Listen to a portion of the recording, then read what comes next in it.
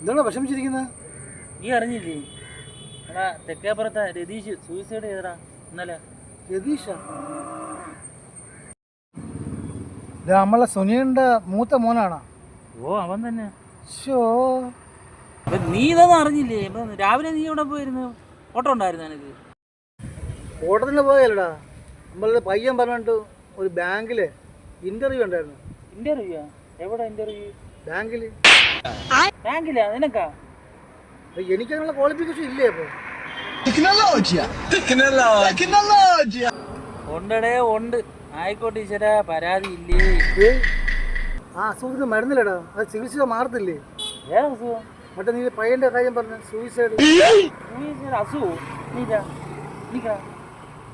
നീയാണോ ബാങ്ക് ജോലിക്ക് പോണേ? എണീറ്റാ ഓടാ. പരിസരത്താണ് വിഷമിച്ചിരിക്കാൻ പറ്റൂല മനുഷ്യനെ.